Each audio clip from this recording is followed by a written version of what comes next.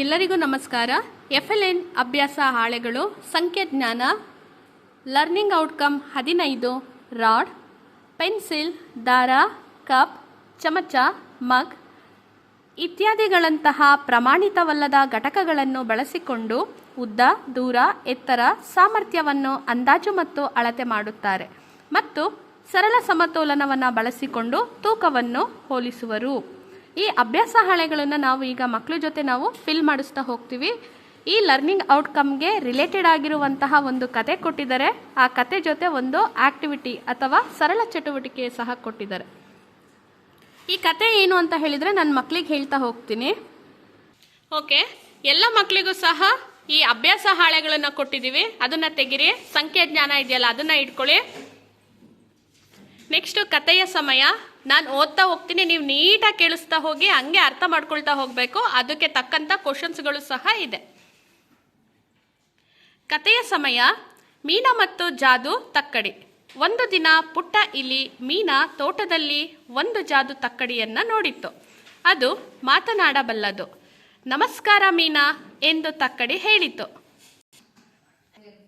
ನನ್ನ ಮೇಲೆ 2 ವಸ್ತುಗಳನ್ನು ಇರಿಸಿ ಮತ್ತು ಯಾವುದು ಭಾರ ಹಾಗೂ ಯಾವುದು ಹಗುರವಾಗಿದೆ ಎಂದು ನಾನು ನಿಮಗೆ ಹೇಳುತ್ತೇನೆ. ಮೀನಾ ಉತ್ಸುಕಳಾಗಿದ್ದಳು.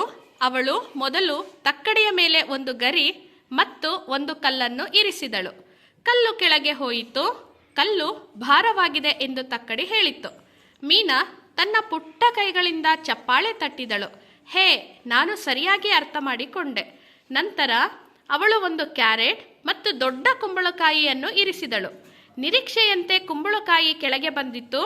ಕುಂಬಳಕಾಯಿ ಭಾರವಾಗಿದೆ. ತಕ್ಕಡಿ ನಕ್ಕಿತು. ಮೀನಾ ಕೂಡ ನಕ್ಕಳು. ಕೊನೆಗೆ ಅವಳು ತನ್ನ ಆಟಿಕೆ ಮತ್ತು ಕಾಗದದ ಚೆಂಡನ್ನು ಹಾಕಿದಳು. ಕಾಗದದ ಚೆಂಡು ಮೇಲೆ ಎತ್ತರಕ್ಕೆ ಹಾರಿತ್ತು. ಇಷ್ಟು ಕಥೆನ ಎಲ್ಲರೂ ಕರೆಕ್ಟಾಗಿ ಅರ್ಥ ಮಾಡ್ಕೊಂಡಿದ್ದೀರಾ? ಓಕೆ, ಇದಕ್ಕೆ ತಕ್ಕಂಗೆ ಈಗ ಕ್ವಶನ್ಸ್ ಇದೆ. ಆ ಕ್ವಶನ್ಸಿಗೆ ಉತ್ತರನ ನೀವೇ ಹೇಳ್ತಾ ಹೋಗಬೇಕು.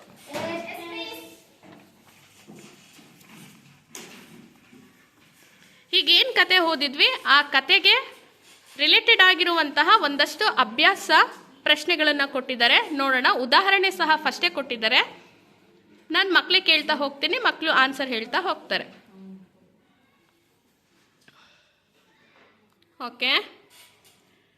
ತೋಟದಲ್ಲಿ ಜಾದು ತಕ್ಕಡಿಯನ್ನು ಕಂಡು ಹಿಡಿದವರು ಯಾರು? ಬೆಕ್ಕು.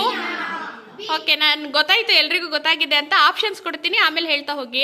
2ನೇ ಕ್ವಶನ್ನು. ಮೀನಾ ತಕ್ಕಡಿಯ ಮೇಲೆ ಮೊದಲು ಏನು ಹಾಕಿದಳು? ಆಪ್ಷನ್ ಎ ಒಂದು ಗರಿ ಮತ್ತು ಒಂದು ಕಲ್ಲು. ಆಪ್ಷನ್ ಬಿ ಒಂದು ಕ್ಯಾರೆಟ್ ಮತ್ತು ಒಂದು ಗರಿ. ಯಾರಾದ್ರೂ ಒಬ್ರು ನಿಂತ್ಕೊಂಡು ಹೇಳಿ. ಒಂದು ಕಲ್ಲು. Very good. ಅದನ್ನ ಮಾರ್ಕ್ ಮಾಡ್ಕೊಂಡು ಅಲ್ಲೇ ಬರಿಬೇಕು. 2ನೇ ಕ್ವಶನ್ ಹುಡುಗಿರಿ ಕೇಳ್ತೀನಿ. ನೆಕ್ಸ್ಟ್, ಯಾವ ವಸ್ತು ಹೆಚ್ಚು ಭಾರವಾಗಿತ್ತು? ಕ್ಯಾರೆಟ್ ಅಥವಾ ಕುಂಬಳಕಾಯಿ?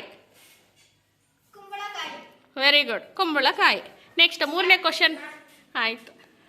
ಮೀನಾ ತನ್ನ ಆಟಿಕೆ ಮತ್ತು ಕಾಗದದ ಚೆಂಡನ್ನು ತಕ್ಕಡಿಯ ಮೇಲೆ ಇಟ್ಟಾಗ ಏನಾಯಿತು? ಕಾಗದದ ಚೆಂಡು ಮೇಲಕ್ಕೆ ಹೋಯಿತು. 2ನೇದು ಆಟಿಕೆ ಮೇಲಕ್ಕೆ ಹೋಯಿತು. ಯಾವ್ದು ಮೇಲಕ್ಕೆ ಹೋಗುತ್ತೆ? ಯಾಕೆ ಕಾಗದದ ಚೆಂಡೆ ಮೇಲಕ್ಕೆ ಹೋಗ್ಬೇಕು? ವಜೆ ಇರಲ್ಲ ಅಂದ್ರೆ ಭಾರ ಇರಲ್ಲ, ಹಗುರವಾಗಿದೆ. ನೆಕ್ಸ್ಟ್ ತಕ್ಕಡಿಯು ಮೀನಾಳಿಗೆ ಏನನ್ನು ಕಲಿಯಲು ಸಹಾಯ ಮಾಡಿತ್ತು? ಎಣಿಸುವುದನ್ನು ಅಥವಾ ಯಾವುದು ಭಾರ ಮತ್ತು ಹಗುರವಾಗಿದೆ ಅನ್ನೋದನ್ನು. ಯಾವುದು ಭಾರ, ಯಾವುದು ಹಗುರ. ಹಾಗಿದ್ರೆ ಭಾರ ಅನ್ನೋದನ್ನ ಹೆಂಗ್ ತಿಳ್ಕೊಳ್ತೀವಿ? ತಕ್ಕಡಿಲಿ ಭಾರ ಇಟ್ರೆ ಎಲ್ಲಿಗೆ ಹೋಗುತ್ತೆ?